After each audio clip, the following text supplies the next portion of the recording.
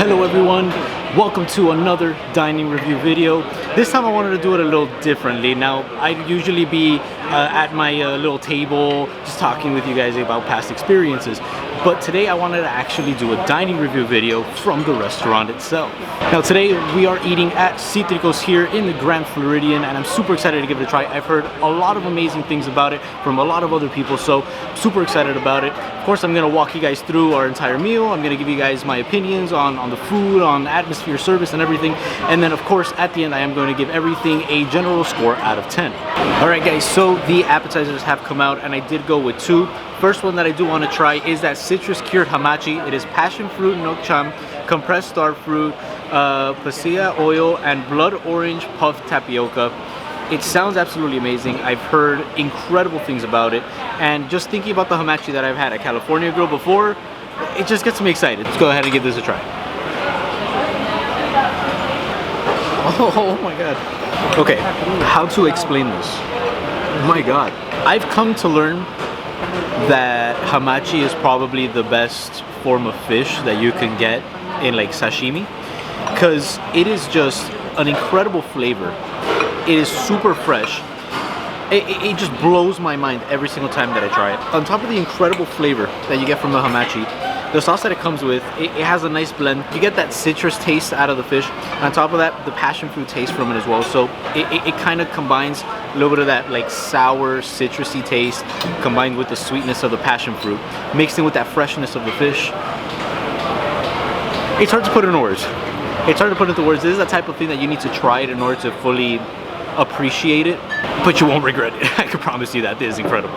Alright guys, so the second appetizer that I got was that Berkshire pork belly. I just love pork belly. I've had it a bunch of times here at Walt Disney World, and a lot of chefs know how to do it right. I'm super excited for this, but can it possibly compete with the hamachi? Let's find out.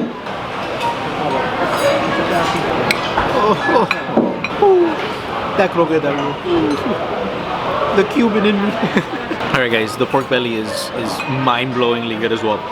It literally melts in your mouth. So you have that nice cap of charred fat on top, and it just, you put it in your mouth, it melts in your mouth. You have that crunchy exterior, super soft meat in the inside. Oh, can it compete with the pork belly that you can find at the Wave? It's hard. It's hard to compete with the Wave. It gets close. I don't think it surpasses it, but it does get close. And the croquette that it comes with it, the croqueta, dude, my inner Cuban unlocks whenever I hear the word croqueta or croquette, right? It's really good. It's not a typical croqueta. It's hard to explain because it's boniato and plantain, right? So it's more of a ripe banana and then mixed in with a type of sweet potato. It's not necessarily on the sweet side. I expected it to be more sweeter than it usually is, but it does have a really nice crunchy exterior, super soft on the inside. It has a great flavor to it.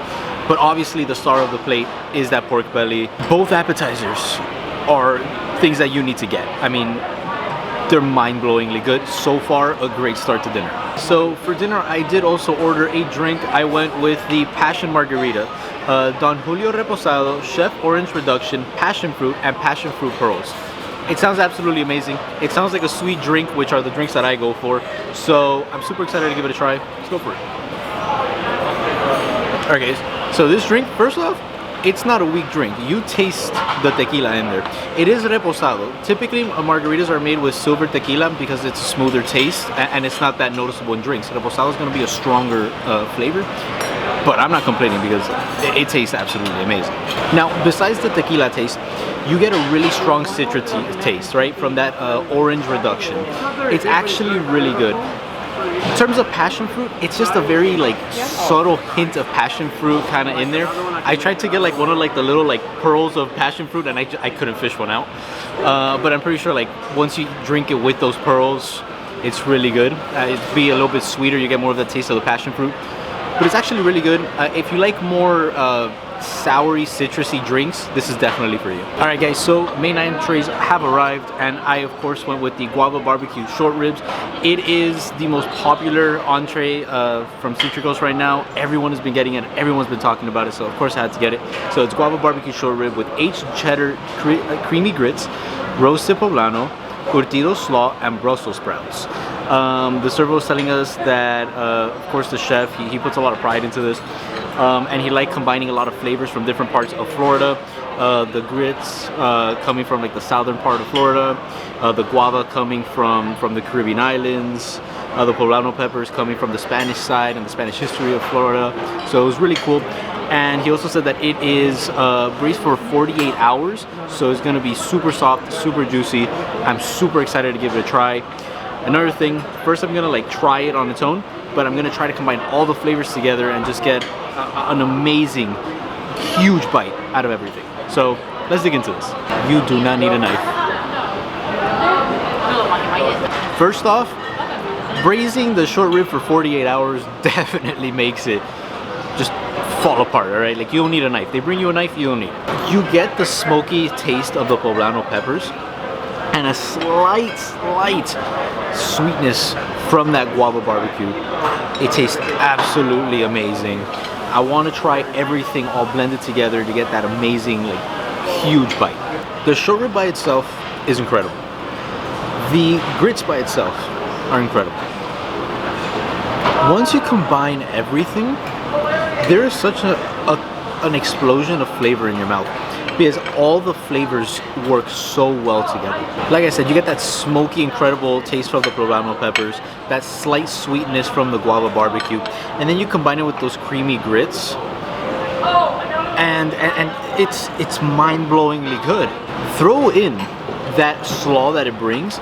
I'm not a fan of slaw, all right? I don't like coleslaw or any type of slaw, but it adds such an incredible flavor to it. It's a contrast, right? Because you get that sweetness and then you get that tangy slaw in there. I'm not gonna lie, when I first ordered it, I did have my doubts just a little bit. I knew that it had to be popular for a reason, but I was still a little hesitant about ordering it. I'm glad I did, because this is absolutely amazing. So we did order one side entree, and it's the truffle macaroni and cheese.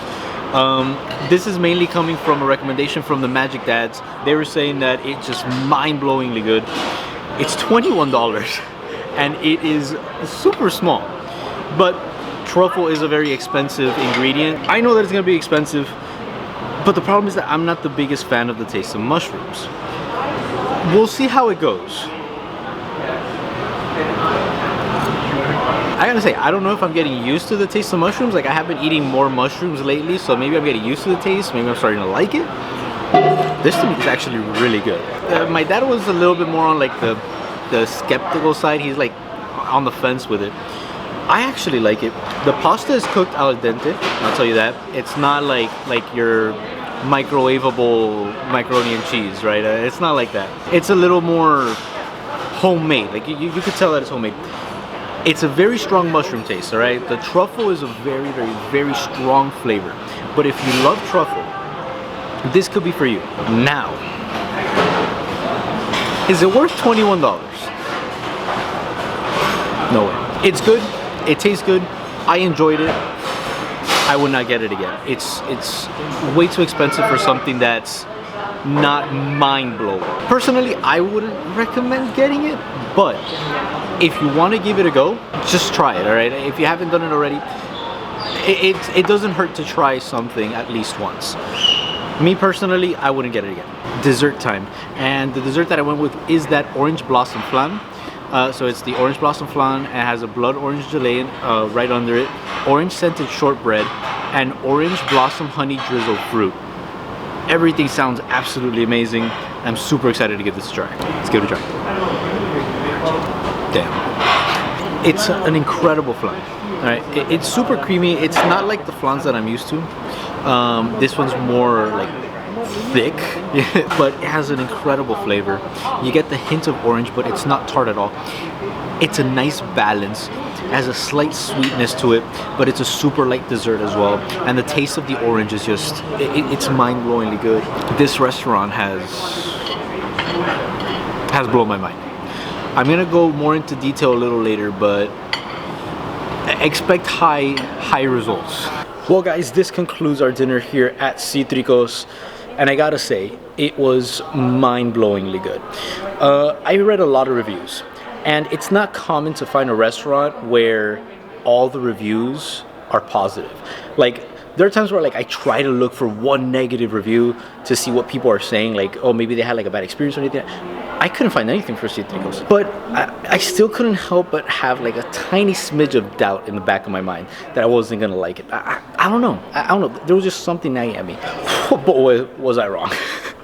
This restaurant was mind-blowing. Everything about it was just out of this world amazing. To the point where this could crack my top 5 of best restaurants in Walt Disney World, if not for sure, top 10 for sure. I mean, it was mind-blowing experience. And now I know that this was a different type of a dining review, not one that I usually do, but I still want to give you those scores out of 10 like I always do. So of course, my 3 major categories: food, service, and atmosphere. And I put some thought into this. I talked with my family, and I finally came up with the numbers. So for food, I think I'm gonna give it a 9.5 out of 10. It doesn't really reach that 10 because it's not better than like Bull and Bear. I saved that 10 for super insanely special restaurants, especially after trying out like Bull and Bear and things like that. So it doesn't reach that level, but it's just under. I mean, like it missed the mark by maybe just a little bit. Maybe it was the mushroom risotto being so expensive. I don't know, but it just missed the mark. In terms of service, 10 out of 10. I mean, if I could give it an 11 out of 10, I would, because it was incredible service. Our reservation was at 9:25. The restaurant today closed at 9:30. We never felt rushed. All right, our server was always there. He was super helpful. He was always making sure that we had everything. We never had an empty glass on our table. And that type of service is what I always look for in a restaurant like this, all right? It is an expensive restaurant. I think for the 5 of us, it was just over 400. So it is an expensive restaurant, but it's totally worth the money. And when you have service like this, it definitely increases the quality of the product, and it was absolutely amazing. Now, atmosphere, I'm a bit on the fence on this one. I'm trying to decide an exact number to give it, but I think I'm between maybe an 8.5 and a 9 out of 10. The reason why I rated it a little low, I'm not the biggest fan of open kitchen concepts. Now, I might be the only one out here, but I don't know. There's just, I don't like seeing the kitchen operate. I don't know, but maybe it's just me. I feel like that's like the only thing that's actually bringing down the score for this atmosphere, because it's a beautiful restaurant. It wasn't overly crowded. Tables are spread out amazingly, right? So you have a lot of space in between you and the guests. So it was a great atmosphere. It's just that one little thing that brings it down. So guys, let me know in the comments below if you've been to Citricos or not, and what are your thoughts on it. I would love to hear from you. Also guys, make sure to smash that like button and hit subscribe. Definitely helps out the channel, and I want to do more videos like this. I want to change up the way that I do my dining review videos. So if you liked it like this better than how I usually do it, of course, let me know. As always guys, thank you for being part of the Disney family, and see you real soon.